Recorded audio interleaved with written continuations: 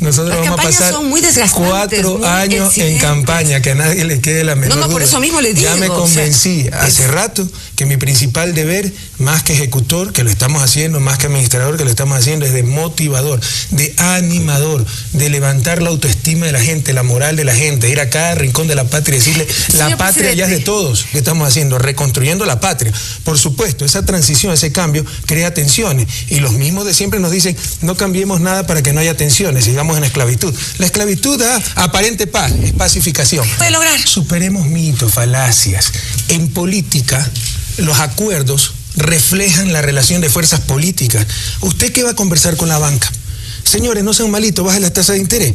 20 años nos hemos pasado conversando eso.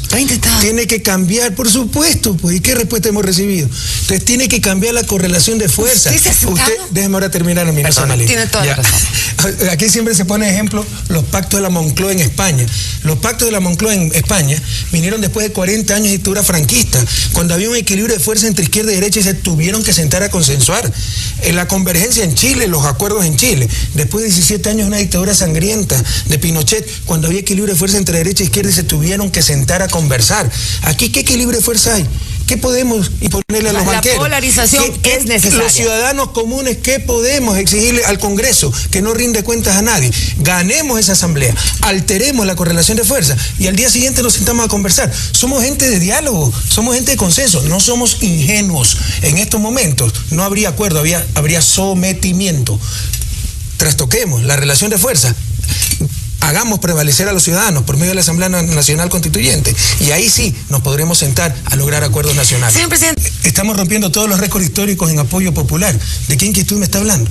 Porque hay unos cuantos que están en desacuerdo con el gobierno y son los dueños de los medios de comunicación, de los poderes económicos. Aquí podemos también polarizar la discusión y podemos simplemente confrontar. Usted me pone supuestas verdades evidentes que no necesariamente son así. Mi querida Yolanda, con todo cariño, si algo aprendí en estos 7 meses de gobierno, no es responderle a los periodistas, sino responderle a la ciudadanía. La ciudadanía tiene certeza, tiene esperanza, lo dicen las encuestas. En la campaña electoral, 70% de la gente creía que el futuro iba a ser peor. Ahora 70% de la gente cree que el futuro va a ser mejor. ¿Qué es lo que pasa? Ese 2% que nos dominan, que manejan medios de comunicación, empresas, poder económico, no están de acuerdo con el gobierno, pero creen que ellos son el país. Y eso no es correcto. ¿Qué es el socialismo del siglo XXI? Buscar esa justicia social tan necesaria en el país. Recuperar la supremacía del trabajo humano sobre el capital. La explotación laboral de este país es terrible. Recuperar el rol innegable que tiene el Estado en la economía, sin que esto quiera decir que somos estatistas ni mucho menos.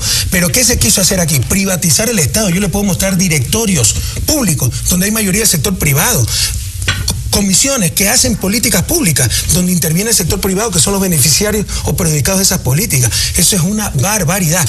¿Por qué el socialismo del siglo XXI? Sí. Ya la diferencia con el socialismo tradicional. Ya en el siglo XXI nadie puede creer en la lucha de clases y el materialismo dialéctico, en la estatización de los medios de producción, en los modelos. Busque en el catecismo, la página tanto, ahí está la respuesta para su problema. Por eso el socialismo del siglo XXI se basa en principios e incluso tenemos que evitar un error garrafable en mi criterio que cometió el socialismo tradicional, que era llegar a lo mismo que el capitalismo, a la industrialización, modernización por otros caminos.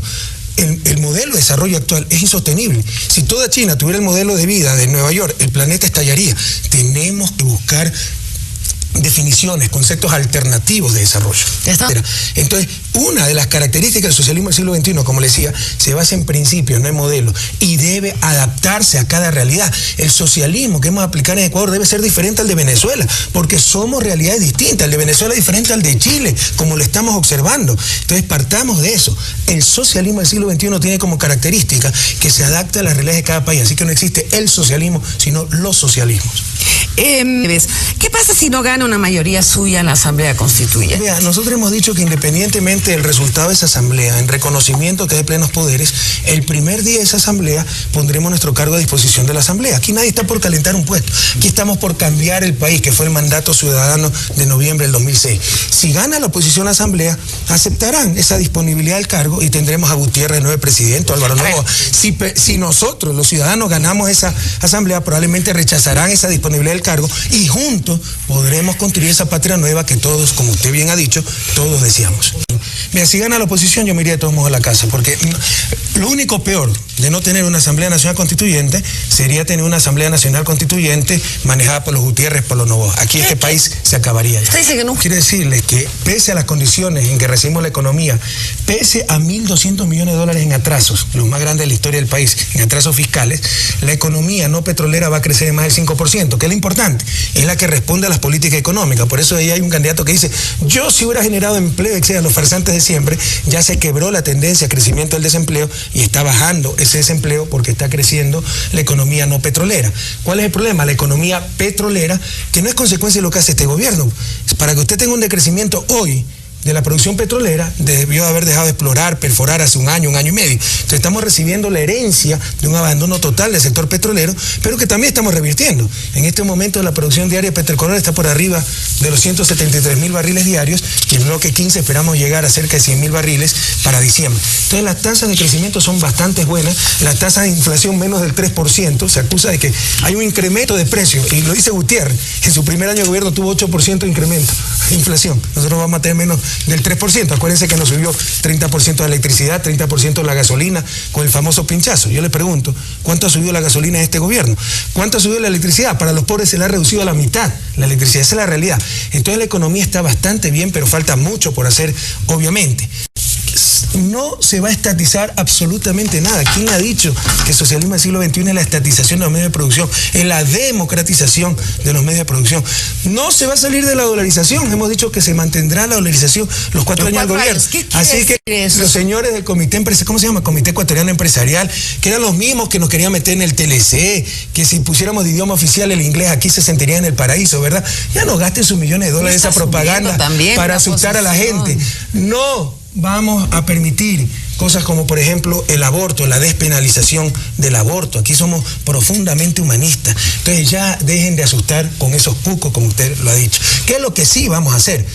Democratizar este país, reestructurar ese Congreso. No, son cucos para los ciertos empresarios pelucones. Sí para reactivación de la economía, sí para que la educación, salud, vivienda no sean mercancías, sean derechos humanos, sí por la soberanía de este país, ya basta el entreguismo. Entonces hay mucho sí que vamos a realizar en esa asamblea. No, Yolanda, no, aquí no necesitamos tranquilidad, el país no tiene más tiempo que perder. Si usted quiere que las cosas sigan su curso, yo respeto muchísimo, yo quiero un cambio profundo en este país, porque este país no aguanta más. Tenemos 3 millones de gente que ha sido expulsada de su propia patria. Le insisto, esto es lo que se hizo en Colombia, porque en Colombia sí fue bueno, nadie habla de ruptura de democracia, y aquí cuando se lo quiere hacer, se habla de ruptura. Quiero decirle una cosa, no ha habido proceso, proceso más democrático en la historia de este país que este proceso de la Asamblea Nacional Constituyente. Primero, se le consultó al pueblo ecuatoriano si la quería o no, con el correspondiente estatuto. Segundo, en el estatuto que se aprobó por 7-1, 82% del pueblo ecuatoriano dijo sí a la asamblea. Seguramente la señora Patricia López le dijo no, pero estamos en una sociedad democrática, ¿verdad? Ese estatuto que se aprobó por 82% de los votos, 7-1 frente al no, dice, entre otras cosas, que todos los candidatos deben reunir firmas para inscribirse. Antes solo lo tenían que hacer los ciudadanos independientes, ahora tienen que hacerlo, lo tuvieron que hacer los ciudadanos independientes y los partidos políticos. Dice que debe haber estricta secuencialidad y alternabilidad en las listas, es decir, hombre, mujer, mujer, hombre. Y si el titular es mujer, el alterno es hombre. Antes no existía eso. Se le garantiza igualdad de franjas publicitarias. Por supuesto que es defectuoso todo el sistema, pero ya Juan Pérez, Perico Los Palotes, puede competir con Alvarito Novoa en la televisión. Por primera vez se le da representación a los migrantes. Y por último, después de redactada la Constitución, se le va a presentar un referéndum para que el pueblo ecuatoriano la apruebe y la rechace. ¿Qué más democracia que esto? Porque se ponen bravos los legisladores o la partidocracia que vamos a disolver el Congreso. ¿Deja de ser un proceso democrático? Yo no lo creo así y creo que la mayoría del pueblo ecuatoriano tampoco lo entiende así.